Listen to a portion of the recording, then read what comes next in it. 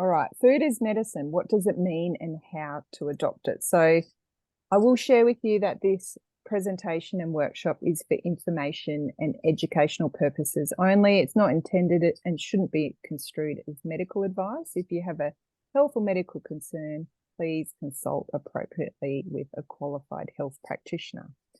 And also, I do need to share with you that I put a lot of effort and work into my materials, and this presentation and workshop is copyright. So the unauthorized reproduction or distribution of copyright work is illegal. If you do want to use it for other reasons, you need express permission from myself, the Healthy Gut Nutritionist. All right, so after all that formality, let's get on to it. So today, what I'm going to share with you is why what you eat and what you drink matters and how it impacts your health, not only today, tomorrow, and into the future. And then hopefully by the end of our time together, you're going to have further insight into embracing what we call food as medicine and be really clear on the next steps to take. So I'm university qualified functional medicine nutritionist. I'm also studying my Masters of Integrative Medicine, and I have a very special interest in gut health, epigenetics, nutrigenomics, and autoimmune conditions. And I've supported hundreds of people around the world in regaining not only their gut health, but their overall health, their energy, and their confidence. And I've got lots of programs, but one of them is the Healthy Gut Formula. And what I talk about when I talk about functional medicine is really three key layers. So if you've heard me speak before, then you may have heard me cover this. It's firstly addressing the non-negotiables. So people often say, what is functional medicine? Well, functional medicine is really where we say, what is the core fundamentals of health? And in this first step, we work out what the non-negotiables are that need to be removed. And you know what some of them are: refined sugars, deep fried foods, fast foods. For some people, it's gluten. For some people, it's sugar, and a whole range of other things. So that's really the first step when we're looking through the functional medicine lens. The next lens with functional medicine is supporting your body to go from deficiency to sufficiency as far as minerals and macronutrients, and supporting you not only in what you eat and drink in the intake, but also how you absorb those that food and that drink. So the third area of functional medicine nutrition is where we dismantle dysfunction. So for many people I work with, they've seen lots of people, done many things, usually over many decades, but for some people it's just been a couple of years or months. And dismantling dysfunction is where we stop to say, well, what could be some of the root causes and triggers of your symptoms? But what I will share with you today is when we work through taking a food as medicine approach, we start here. We start at number one. And often a lot of my clients get great results on working on just step 1 and 2. And we actually don't need to go too deep into what I call dismantling dysfunction because we're getting the basis right. 11 million deaths globally are attributed to the food we consume. And this number is just going up and up because of the modern way that we live and the modern way that we eat. And whilst we're living longer, so our health span, our age is longer, morbidity is on the rise. And what morbidity means is conditions. And what we see is many people have comorbid conditions. So many, basically what that means is many conditions. So even though we're living longer, our health span is less. So the years without disease is less. And that's something that we just don't want for ourselves. Even if we do have chronic conditions, we still want to have good health span and lifespan. So think about this: what you put on your fork, what you put on your spoon, what you put on your plate, what you put on your bowl, in your bowl, in your cup, in your glass, in your mug, whatever, in your drink bottle, it matters. So whatever's going in there, it matters because it is directly impacting your health, like I said, now, in 5 minutes, tomorrow, and into the future. And you may have heard this saying, genetics loads the gun, but environment pulls the trigger. And I've got, many people have said to me, I'd love to know what my genetic profile is, but unless they are doing the things, which we're going to talk about tonight, it's actually not that beneficial, because what we've got to be doing is, Ben Lynch is a specialist in some of this stuff, and he calls, we've got to clean our genes. And the best way that we can clean our genes is through what we put in our pie hole, basically. When we talk about environment pulls the trigger, what we're talking about is nutrition, yes, but what we eat also requires hydration. It's also impacted by stress, it's impacted by heavy metals, it's impacted by sunlight. We need vitamin D in sunlight, fresh air, infections, and gut health. So all of these things are, as this guy says, pulling the trigger on your genetic profile. So what is food as medicine? If you Google food as medicine, it's actually, there's not a one definition. There's not a one image or anything that comes up. So what I've pulled here together today is based on science, what some research has been conducted, and also what my observations are. And I really think food as medicine is using nutrition and lifestyle to optimize your health and well-being, whilst also helping you to prevent and manage chronic illness. Before I go on, does anyone have any questions? Feel free to pop them in the chat if you do as we go. So why is it so important? Well, it's because what you eat and drink turns to flesh, basically. So you create your own cells, and cells make tissue make organs. You make your body through what you eat and drink. So yes, it's a very complex biochemical process, and yes, there's bacteria and all sorts of other things at play, but at the end of the day, what you eat and drink is communicating with your genetics and influencing their expression, either good or unfavorable, and it's also impacting your hormones and your metabolism. So this whole, I think of ourselves as like a biochemical soup.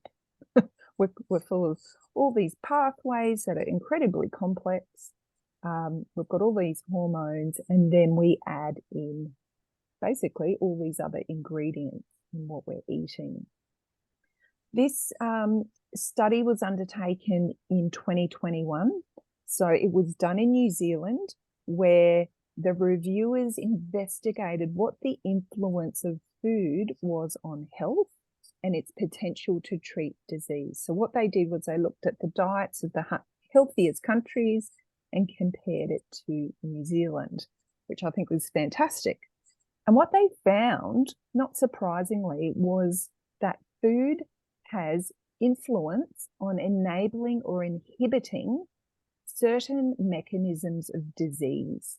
So when we look at diseases like metabolic diseases like type 2 diabetes, obesity, when we look at cancer, when we look at cardiovascular diseases, what we know through the emerging science is all of these are enabling mechanisms of those, particularly inflammation.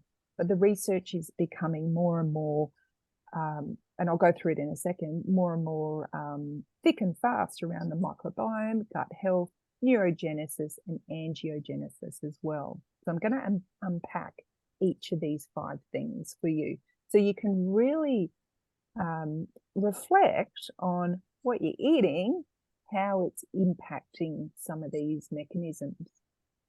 So inflammation is our body's natural defense system against harmful invaders, and it is our body's natural healing method. it's triggered by our immune system. Now, the thing about inflammation, it's either helpful or it's harmful. So acute inflammation, it's actually very good. It's very protective and positive. It helps us heal and it's short-lived.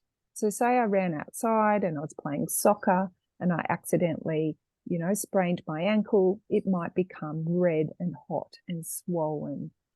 And that acute inflammation, what's happening is white blood cells are rushing to the scene of the crime, helping the body heal. And that's actually good. We want that. Where we have issues is when it becomes chronic. And so when we have sometimes, it's not always, but sometimes we have an acute episode, which then turns into a long time inflammatory process. And for some people, it could be because their diet and lifestyle and environment factors are not optimal. And then this leads to a cascade of inflammation that becomes really difficult to get under control. So if that's you, what we've got to try and do is work through what we call your FLAIR protocol. How do we get you to have less pain for less amount of time?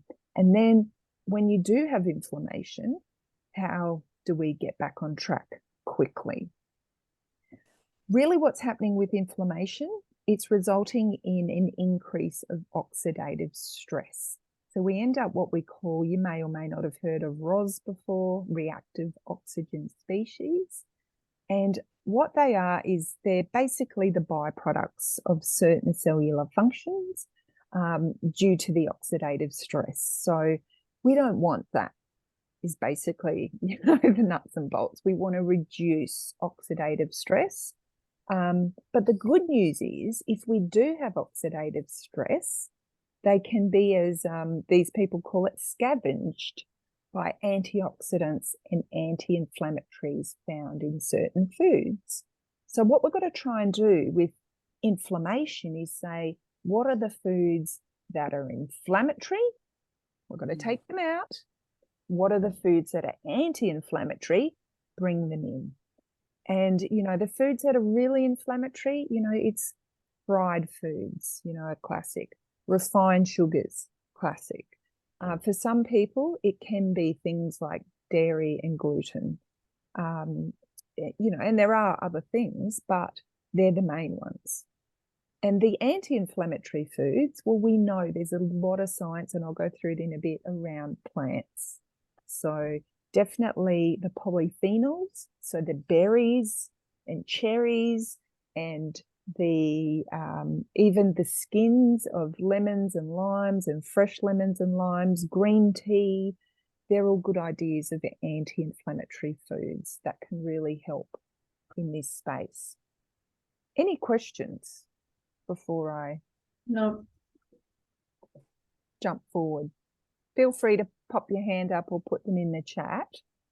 So the second area they found in their research, and so with their research, they scanned all the literature. So what they've done is they've asked people, they've used, but also they've done a scan of the literature. So that's why I quite like this review of food as medicine.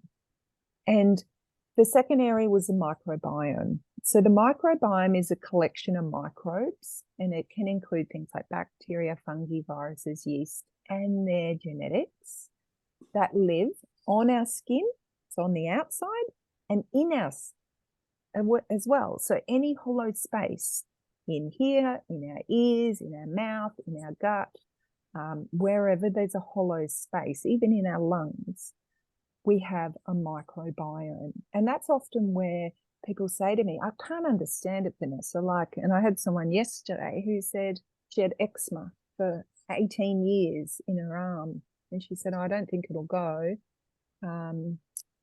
I've had it for so long, 2 weeks, and the eczema clears up.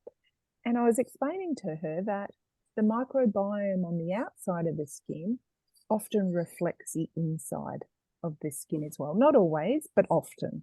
And, if we think of ourselves like a donut, where the inside of the donut's hollow, that's us. We're hollow. And so that inside of the donut is the same as the outside of the donut. It's the same. So, and it's the same for us. And what the science is saying, the science is getting better and better. There is a whole centre in Sydney who specialises in studying the microbiome and cancer. So this is full on. Yeah, I applied. They had a PhD. It wasn't time for me to do a PhD, but I was interested because it was on bowel cancer, which I'm very interested in. Fascinating. They've got hundreds of scientists who are looking at all sorts. Lung cancer was the big one where they were finding a lot of research, but all sorts. And what we're hearing is more and more that the microbiome is linked to these conditions which are so-called random in the body. So, and the microbiome, we have to remember that it's our diet today. It's also our diet when we were teenagers, unfortunately. As a child, how we were born. Were we born cesarean or natural birth? Were we breastfed? And what was our mother's microbiome and what was our mother's diet when she was pregnant? That all plays into our gut microbiome, which is just, it's fascinating. It's always changing. It's amenable. But what the science really does show is, yes, we can get a snapshot and I can test your gut to see, you know, at a moment in time, what's happening in there. That certain gut microbes can have a powerful impact on altering health and preventing disease. And I see it a lot in autoimmune conditions. When we run the gut test, there are specific bacteria that we know in science that are autoimmune triggering and sustaining. And that's just an example. We've got some around Parkinson's disease now that have been well researched. The list goes on. So the microbiome was an area that they found in their research around why food as medicine is so important, because we want to be feeding the good gut bugs. Gut health is different to the microbiome. So when we think about the microbiome, it's the collection of the bacteria and the fungus and all of that. Gut health is what are we doing to basically feed what's going on in there. And the big one, which is really important for our health, is something called short chain fatty acids. And to have great immune health, we need to be able to produce short chain fatty acids. We do it in the large colon.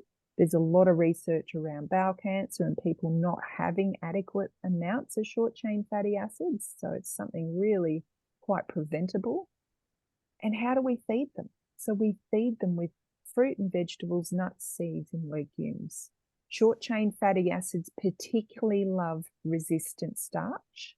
So if you've got a banana, try to have one with a bit of green on it. Try not to have all the black spots. So when you've got all the black spots, it increases the sugar content and that resistant starch gets lost. So that's a good way to feed these short chain fatty acids, by having the banana with a bit of green on it. Legumes and lentils are also absolutely fantastic if you can tolerate them. And as I'm talking today, if there's any foods that I mention that you go, oh my gosh, why is she saying that? I can't eat that, it makes me sick. Again, it's a clue. So we just got to, you know, if you and I work together, we've got to work through, okay, what do these clues tell us? So a little bit about your gut and the immune system. So 80% of your immune system is located just below the cells in the digestive tract. So what I've given you here is a picture. So remember the donut in the middle. This is the middle of the donut, and this is your body. So your gut is one cell thick, and this is the epithelial lining, one cell thick. And then just under that is the immune system, 80% of it. And when we say 80% of the immune system, what we're really saying is this is where your T cells and your B cells hang out. Your T cells are made in your bone marrow. They go to your thymus, and then they get released there into the bloodstream, and they hang out just below that epithelial lining to protect you. So if any invaders sneak through and get in to your bloodstream, they are on the defense. So they do what they're meant to do. Now, what happens is if you've got poor gut health, if you've got leaky gut, or I call it intestinal permeability, that's the scientific term, then what happens is some of these bacteria and food antigens and things that shouldn't escape into your bloodstream, they do, and we have an upregulated immune response. If it's quite bad and you do have intestinal permeability or a big overgrowth of bacteria, we can sometimes see ongoing low-grade inflammation, and we do not want that. As I said earlier, low-grade inflammation or even high-grade inflammation can be the cause of many conditions. So we really want to work on gut health as much as we can, and avoid the chronic disease interplay that can come as a result. I've spoken about that. All right. And I think, uncontrolled inflammation can result, I see it every day, it results in many seemingly unrelated conditions. So people say, well, what's my headache got to do with my gut? Or what's my skin got to do with my gut? What's my joint pain got to do with my gut? Well, at the end of the day, there's this inflammatory process going on, and it's largely preventable, and we can do work on it to fix it. Like I said, this is an example of the epithelial lining. So it's just one cell thick. So yes, it can become damaged, and it starts from the mouth all the way down to your anus.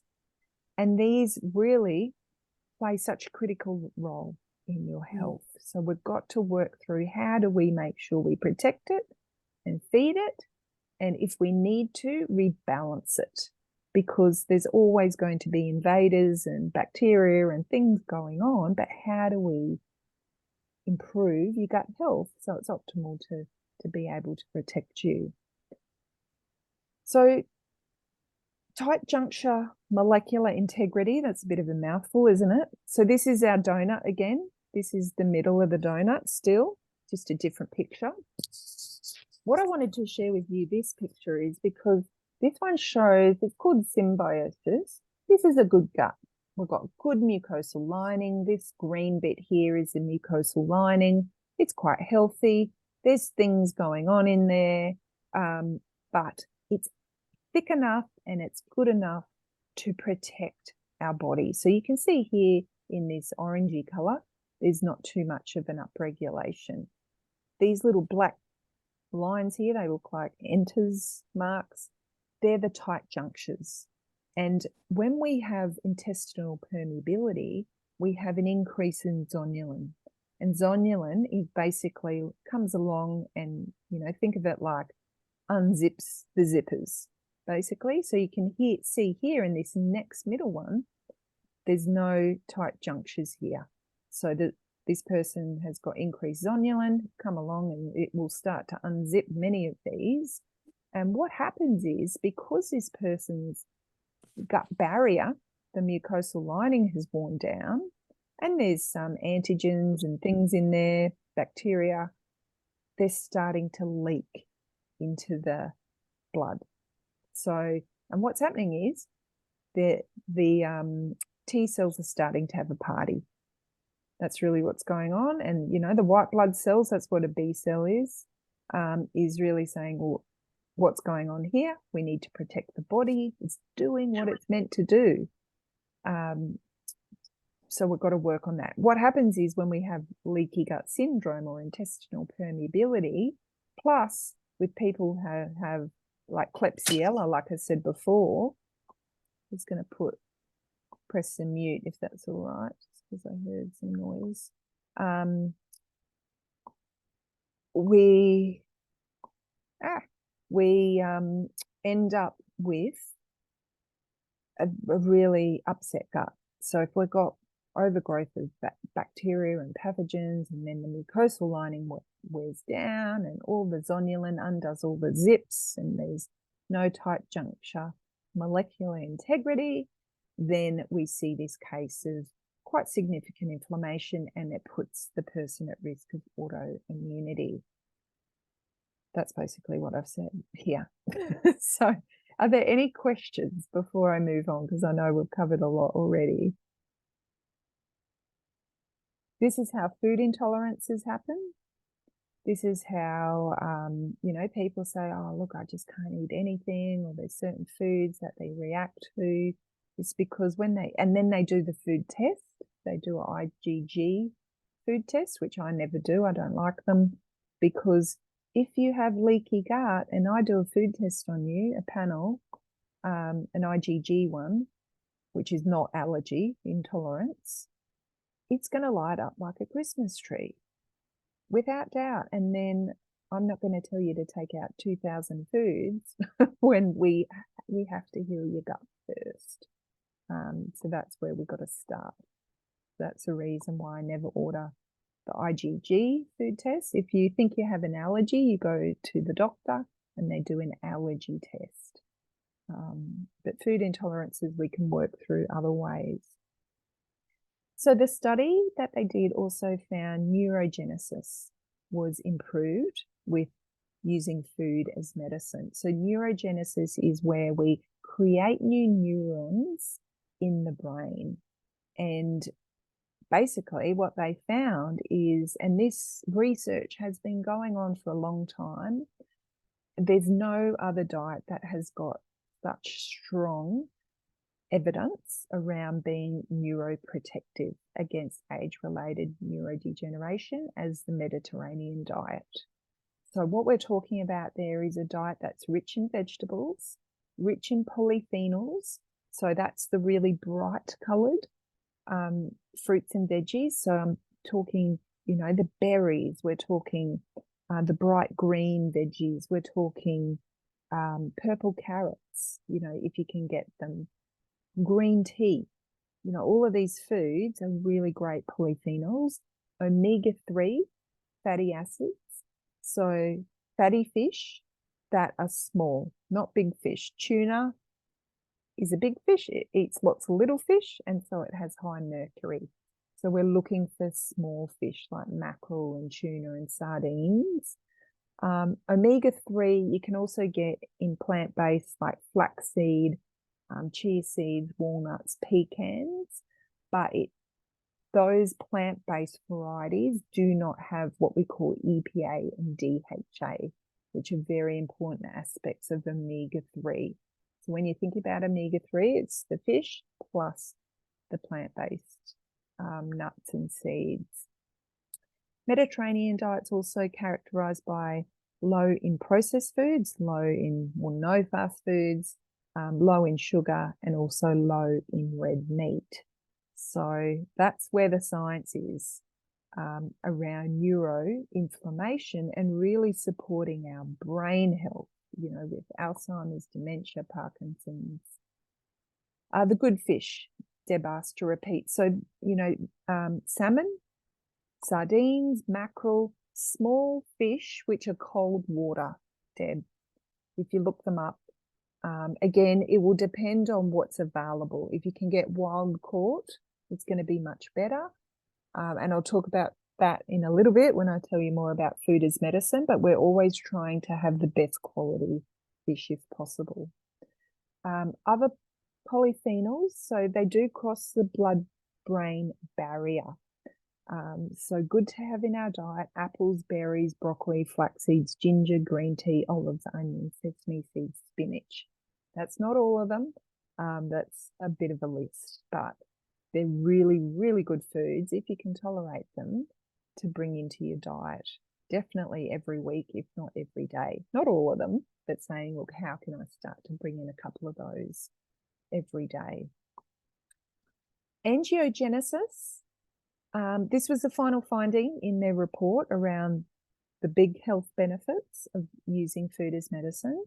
And it was about how we form new blood vessels. So remember, what we eat turns into us, our body. So it makes sense. So angiogenesis is the migration, growth, and differentiation of the endothelial cells, which line the inside of the wall of the blood vessels. And there's science around foods that have anti-angiogenic activity. The big ones are tomatoes, so lycopene. Lycopene is also well studied for prostate cancer. If you know anyone who has prostate cancer, there's good science. Soy, because of isoflavones, blackberries, apples, red wine, in moderation, of course. If you do drink it, you know, we're thinking 1 drink a week is what the research is now showing about alcohol. Bok choy, we had that tonight. Some of the kids don't like it, but they ate it. Turmeric, chestnut, green tea, and dark chocolate. So again, it's stopping to say, can I bring these foods in? Am I already having them? For us, bok choy, I really got to make an effort because it's not something that's typically on the menu.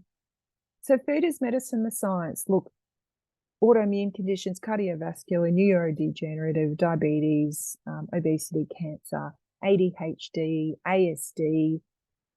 What are the other common ones? The cancer I mentioned, I see a lot of prostate cancer and breast cancer and bowel cancer. Hormones as well can play into hormones. The list goes on. The science is there. It's just we don't have enough space to write them all down.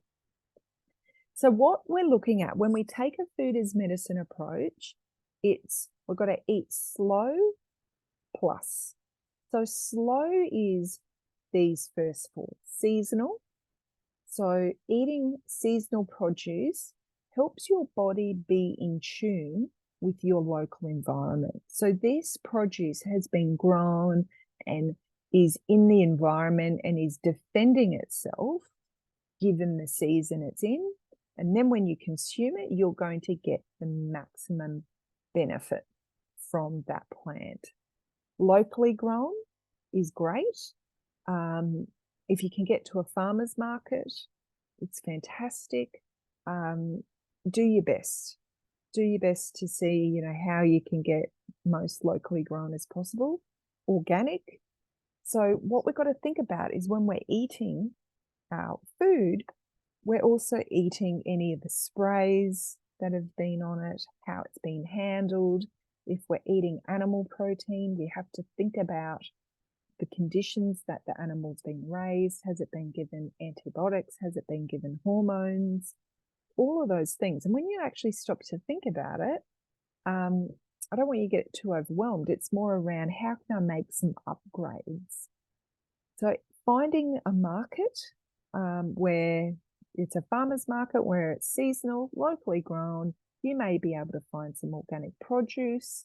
You're going to be really upgrading your intake of using food as medicine, because you can eat all the vegetables under the sun, but if a lot of them are sprayed with pretty heavy duty pesticides, then that may impact certain biochemical pathways. For some people, it's not going to matter, but for the next person, they may be quite sensitive to it. So if you can, try to optimize organic where you can.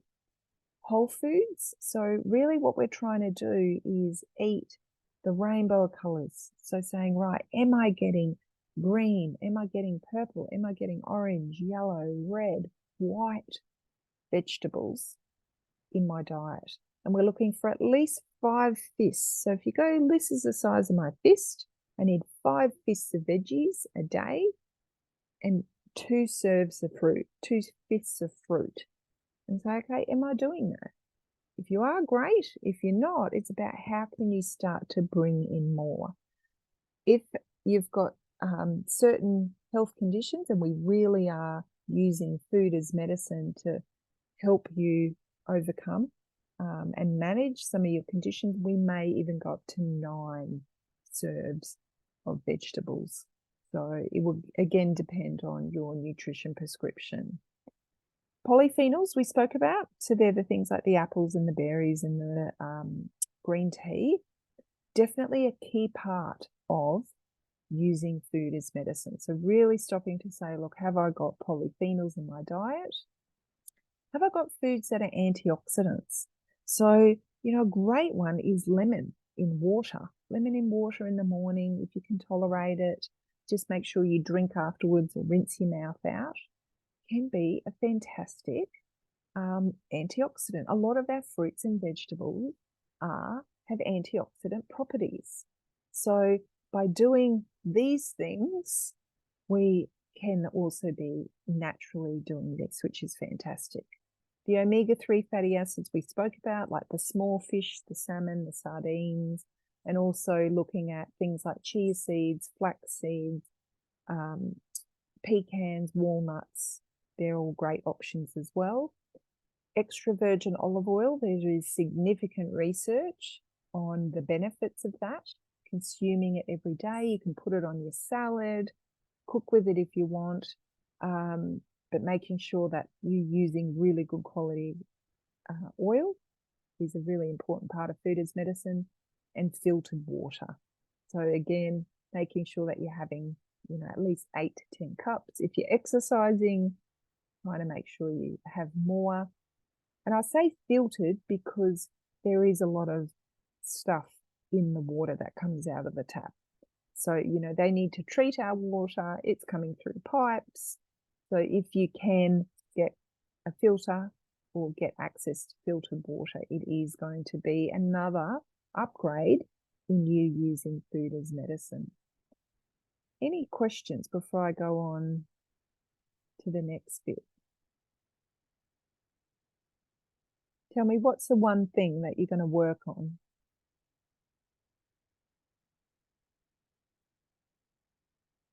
What's the one thing you're going to bring in, or what's the one upgrade?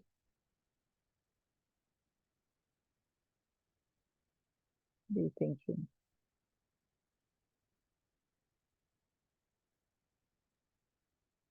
I think for me, Vanessa, it's making sure I've got the rainbow again. I am conscious of that, but yeah, sometimes it just lacks a couple. I'm okay on the actual 5 and 2. I think I'm okay on that, but it's just making sure of the various colours. Yeah, good. I love it. And the consciousness is good, right? Where you can say, hey, I haven't been eating many purples. I did that today. I was like, oh, I haven't had purple. Deliberately, I've been having purple cabbage, but I haven't had blueberries because I wasn't having smoothies, and they were actually $2. Can you believe it? They weren't organic, but they were, and they probably weren't local, but they were there at the store. So I was like, you know what? I had them and I enjoyed them, and it was better than eating a bag of chips or something like that. Yeah. So Deb, you're saying how close is close? Look, what we're trying to do is reduce miles.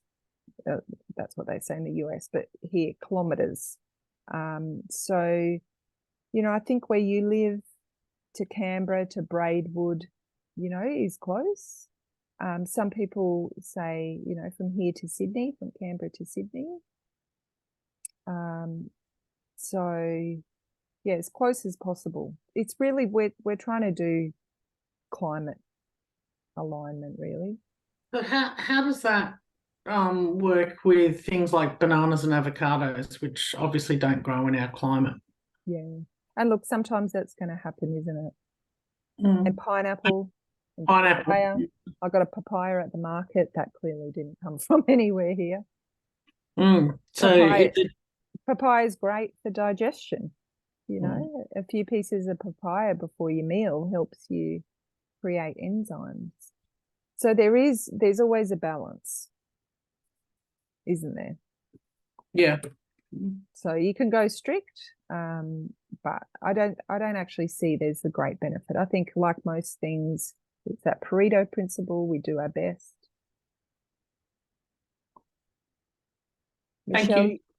Oh, you're welcome. Michelle, you said constant challenge to have veggies, fistfuls of veggies.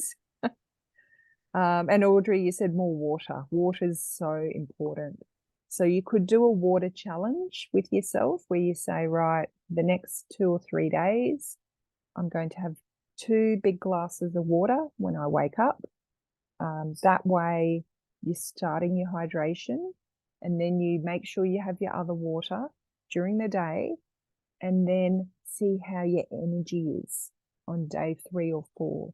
And for most people, their energy peaks because we need water. Water is so important for our blood, and our digestion and our detoxification. So just by increasing water can have a huge impact. So that can be something you might want to try. When we think about food as medicine, it's not just what we eat, what we put in our mouth or what we drink, it's also our habits. So where we can, prioritizing really nutrient dense meals and snacks. And Michelle, who's on this call, I remember you saying, if you eat all the good food, there's no space for the bad food. And that's because that's what you were doing. You're prioritizing everything.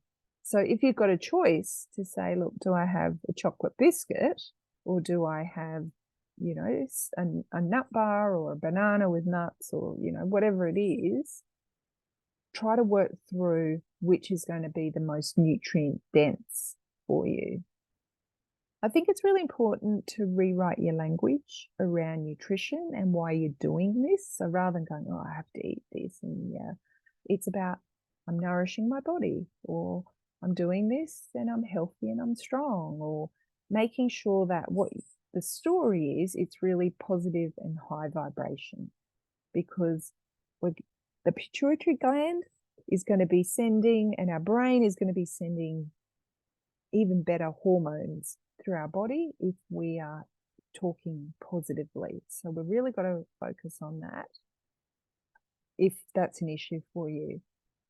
I'll tell you, these are an issue for most of my clients at the beginning, thinking about food before you eat. So just stopping to say, oh, yummy, this looks good. If you think about a lemon, you start to salivate. I'd love you to try and mimic that a bit and try to really be present with your food. So your body starts producing the enzymes and the acid. It's going to help you use your food as medicine if you're able to absorb it and break it down. Definitely trying to eat at least once a day with no distractions, no phone, no computer, trying to just eat with a person or eat outside or eat, you know, with your pet. Just try and be present and feel what it's like to chewing the food, to taste the food, to swallow the food. And like I said, once a day is a great upgrade. Chewing your food, well, so I want you to swallow baby food, basically mush. If you're swallowing chunks, then you're not going to be optimizing food as medicine, because your body is just going to have to work overtime to really process that. If you're drinking smoothies, then really doing this is important, thinking about your food. And for some people, they have to chew their smoothie. And why that is because to get the digestion prepared. So get the body ready to say, right, there's food coming. And being conscious, trying not to overeat. So saying, right, I'm going to eat till I'm 2/3 full rather than till I'm stuffed up to here or here or here. And, you know, if you need to, you can always go back. But if you're too full and you feel sick, then the body has to work overtime. And then that food as medicine approach is just not going to be optimal. What do you think? Looking at this, is there one particular area that you go, oh, I should do an upgrade in the next month or so on one of these? I must say most people say chewing. That's really common. We're kind of in a habit, I think, of swallowing chunks of food. What do you think? What's yours? Yeah. Look, I'm probably guilty of not doing most of those. So, you know, chewing and being present and thinking about my food, I think, are the 3 that I'm worst at. Yeah. Which one are you going to work on? Well, I think if I try to be present, then I'll automatically chew better. So I guess I'm going to work on being present. You will. That's a good one. Really good one. Sit outside in your beautiful garden. Look at your horses, your dogs. Bit of mindfulness while you're eating. Mhm. And Michelle, you say not reading while you're eating. So again, that presence. Love it. Okay, this is what we've got to reduce. So we've got the things to eat, how we eat and drink, and then these are the things where there's the science that says it's actually not great. Sugar, refined sugar. It's probably, I was trying to work out the priority here, and yeah, I don't know if I got it right, but this is just in my head, but definitely sugar is inflammatory. Sugar, we need to steal from our cells to metabolize it. It causes all sorts of disruption without insulin. Replacing sugar with other alternatives that we like. And I'm talking here about refined sugar. So, you know, having a little bit of honey or a little bit of maple syrup, using fruits, even monk fruit doesn't taste the greatest, but you could try a little bit. Stevia in small doses, they're all better options than the white refined sugar. Processed foods, and look, it's reduce. For some people, they can eliminate all of these and it's no problem. But for you, it might be, okay, well, how can I just reduce some of these? Processed foods have a lot of fillers in them. Even if, you know, I had a client the other day who's gluten-free and she said, oh my gosh, I read the pack of what's in the back and it's full of all this crap. Because it was gluten-free, she thought it was healthy. Not the case. Anything processed needs certain ingredients to keep it shelf stable, so it can sit on the shelf for like 6 months or a year or whatever.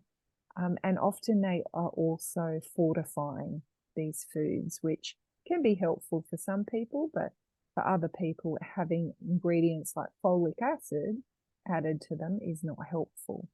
So we just really want to work through, if you're really going full on with the food is medicine, how we can reduce processed, you know. And how I do it in our house is I try to bake cookies as much as I can rather than buying them, you know, for the kids' lunch boxes and stuff like that.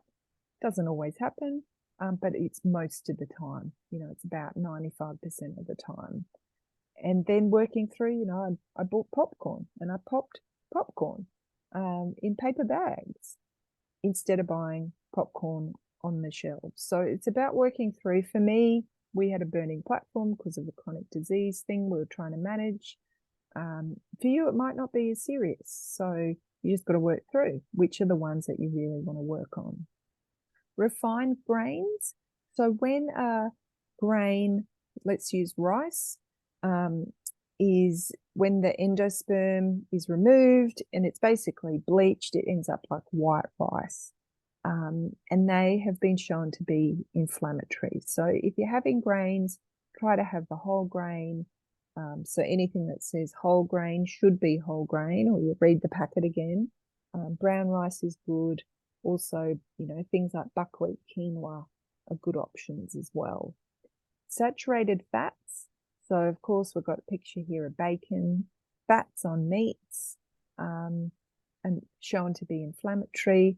Even coconut oil is a saturated fat. So we want to just not have it all the time, every day. Coconut oil is often in desserts and in cooking and things like that. So it's just saying, look, I have it once a week or, you know, whenever at a minimal. It's not every day. Red meat, the science is saying once a week for reducing risk of particularly bowel cancer. So, and the science is pretty strong on that. So again, it comes back to balancing your weekly meal plan to say, okay, well, if we're having steak every night or meat, red meat every night, how do we start to bring in some of the other protein sources? If you've got allergies, you have to avoid them. You know, you don't need me to say that, but sometimes you do. Or food sensitivities, avoid them because they are contributing to inflammation in your body. There's no doubt. And alcohol, like I said, I'm really sorry to be the one that tells you this, but the research is now coming out this year saying that 1 drink a week is the maximum that they're recommending. So it used to be, I think it was 1 or 2 a day or whatever, but it's changing. And what I often think about alcohol is, you know, what do we use to sterilize equipment in hospitals? Alcohol. So there's no wonder when we drink alcohol, it impacts our microbiome because it's got that effect. So again, it comes back to if this is part of your life, if this is part of your lifestyle, then it might be completely, you know, out of the question to reduce it. You can work on other things. You can work on bringing things in or changing your eating habits. But if you've got chronic disease, if you have autoimmunity, if you have a burning platform to really use food as medicine at its maximum, then we'll be talking about it. Michelle, you're amazing. So you said alcohol is hard when you're out. You've been able to resist since July, except 1, but it's hard. And it is, isn't it? Because it's such a social thing. Particularly, I think in Australia, it's a big thing here. So personalised nutrition, it's an emerging area of interest where we utilise nutrigenomic data, metabolic data, and your microbiome data to develop a personalised nutrition intervention and treatment plan. So it's really, I find my clients who are doing this are ones where they're, you know, had autoimmune conditions, had cancers, had quite serious health complications where they're saying, right, I want to upgrade to the maximum. Let's get the data and let's work through what's good for me and what's not. So that it's not for everyone. I'm going down a really deep path where we do all the data analysis. You embrace and utilize food as medicine in the ways that we've spoken about already today. I thought I'd just give you a quick snapshot, however, of what these things are that I speak of here. So a nutrigenomic analysis is where you take a mouth swab and then we get some ideas of your genetics that are, if I can call them, your healthy genetics. So they're not, you know, we're not going to find in here, do you have BRCA? You know, are you at risk of breast cancer? Any of those. What we're finding here are what are the genes to keep you healthy? So, you know, around your cardiovascular disease, around your detoxification of estrogen, you know, your lipids, all of these things. So what we can find out is if you've got particular, what we call polymorphisms to some of these genes, so see these red things, then what we can learn is to say, okay, for you, it doesn't mean that, you know, it's all terrible and, you know, things are not going to work out because we all have reds. That's how come we've been able to procreate as a species. It's about learning for you to say, okay, well, you know, if we're driving up the parkway or the highway and there's potholes in the road, think of these red dots as the potholes. And so what we learn is, okay, these are your potholes. There's going to be wind and rain and storm and big trucks and little trucks driving over these potholes over your lifetime. How do we make sure we fill them up? And how do we make sure we avoid them? So it's particularly helpful for people who do have long-standing health conditions or chronic diseases where they say, look, I would like more information about how does my body work and what are some of the things that I need to do. And for some people, it helps them make the change because they can see it in black and white. But I will say that just doing, and this is a page, the report is actually, it's about 80 pages, it's massive. It's not helpful on its own. So if you do the genetic analysis, you also do need to do a metabolic analysis because what we're trying to do is work through for some of these Are the genes expressing? Are they turned on? Are they functioning adversely or in a way that's positive for your body? And how we know that, we just don't know it by learning what the blueprint is. We've got to learn what your biochemistry is doing. So by doing a metabolic study, which is a wee test, we learn lots of different pathways, and then we use this basically as clues to go, okay, you've got these genetic SNPs, what's going on in your body? And then we work through how do we optimize it? And then the gut test. So when you do the gut test, the GI map, it's poo. You do a poo, you send it away, and then we get a report back. This is a snapshot. It's much bigger report as well. Same with this one, much bigger report. That zonulin was what I spoke of earlier. You know, this person has really bad leaky gut. They got intestinal permeability, anything over 70. And I go, ooh, we're going to do some work. And theirs is pretty bad. So, you know, for this person, we say, okay, well, got to do some work there, got to do some work there, got to do some work there. But we use, you know, I use my brain to go, okay, where's the best place to start given everything? So really, that's what personalized nutrition is. If you hear that term, some people will use it loosely around, I'll develop you a food plan. It's more than that. So it's really about getting all the data. But like I said, we all don't need to go to that level of detail, because what you've learned today is what you eat and drink impacts your health today, in 5 minutes, tomorrow, into the future. And yeah, I hope that it's been helpful. So you joined today because you wanted to learn more about food as medicine. And hopefully I've shown you what you eat and drink really does impact your health. It impacts how your cells turn on and off, how they express, how you create your own, or how your genes turn on and off rather, and how you create human flesh, which is just amazing. So if you need my help, there's a couple of ways. So if you want to take action, if you want to get to the root causes, if you want to try food as medicine and you're committed to try some things, there's a couple of ways to get started. So I got an easy sugar detox. Deb, you just did this 5 days. Do you want to share, Deb, how you found it? Or Deb might have gone. You probably need to be able to see my face for me to go, oh, it was fabulous. You loved it. It was 5 days. It was actually a lot less difficult than I thought it was going to be. And there were some really good recipes that Vanessa gave me that every time I started feeling cravey, I could just go and they sorted me.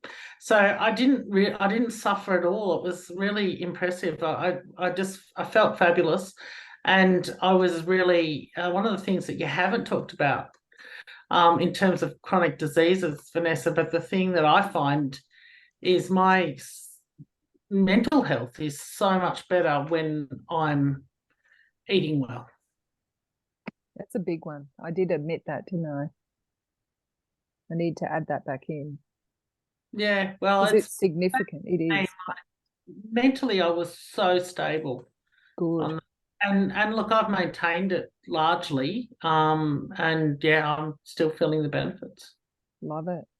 Yeah, and it's really easy. It's 5 days. It's not super strict, self-guided. You do it yourself. It's an easy way in. It's interesting what you said there about the mental health. So I am jumping to this third image here, but I've run the detox program, the 21-day energy jumpstart, for years, and I do it every season. So I do, you know, summer, autumn, winter, spring, and I did it this one season, and there was a lady on it, and she was my oldest client to date. She must have been in her 80s, and at the end, and I didn't really hear from her through the program. She didn't show up to the calls, but the last call she showed up, and she was in tears, and she said, Vanessa, in 40 years, for the last 40 years, I've suffered depression. And in the last 3 weeks of doing the program, I have not had any depression. And I was like, wowzers. And everyone was just like mouth open going, oh my God. So there you go, Deb. Classic. What you eat really does impact. And the 30-day plant-based. So Nikki, you did that one a while ago. Mhm. You would have done it, what, a year or two ago? We did it during COVID, actually, sort of Yeah. at the end of COVID. Probably one of the best programs I've done. Really good. Really gets you on track, doesn't it? To Yeah. eating plants. And the way that I've structured it is if you want to keep eating meat, that's fine. You can still keep eating animal protein. But what it does is it really, we just amped up the veggies, didn't we, Nikki? Like Mm. we were eating 5 to 7 to 9 fists a day. And if you're vegetarian or if you're vegan, I teach you how to be a very good vegan or vegetarian, because a lot of the time we're not doing it well, or we're not doing it right, or we haven't been taught, and there's a few things missing. So I think that's a really good, the plant-based program is a good place to start. If you know how you and I were, Nikki, we've got to upgrade. Yeah. We've got to bring in veggies Yeah. because the recipes are delicious, aren't they? Yeah. We still use a lot of them. Yeah, same. I love the Mexican soup and Mm. yeah, it's fantastic. And then with the other option is if you need support, is the 21-day, like I said, the energy jumpstart. So that's a seasonal detox. It runs 4 times a year, different recipes each time. It is more of a group program whereby, you know, if you want to be involved, we meet by Zoom each week. And it really is helping you not only with the food, using food as medicine, but it's also peeling back some of the detoxification that has to happen in your body.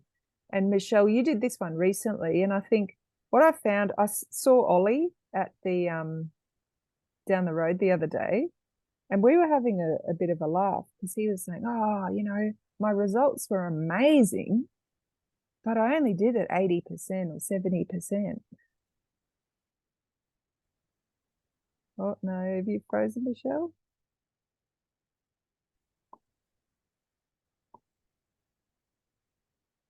No, I think Michelle froze. I'm here. Are you there? Yeah, can you hear me? No. Oh, there you are. Yep. Yeah. Ah, yes. Yes, 100% is hard, so it's just good to do what you can do. And the recipes were great. Yeah. And people Yeah, got and great results. yeah. It was amazing by Yeah. doing their best. Yeah. And look, the other options are to work one-on-one. So if you need to explore more what's going on in your health, you know, a functional medicine nutrition approach is where we go deep into your health, your what's going on for you. I get you to give me any copies of testing. We deep dive into your health and family history. And if we need to do other functional testing, we get in and we get doing it. So does anyone want to share around their experience on that? You don't have to. I'm happy to share that we did some testing, and I started eating bananas again because I'd always thought they were too starchy and I wasn't supposed to eat them.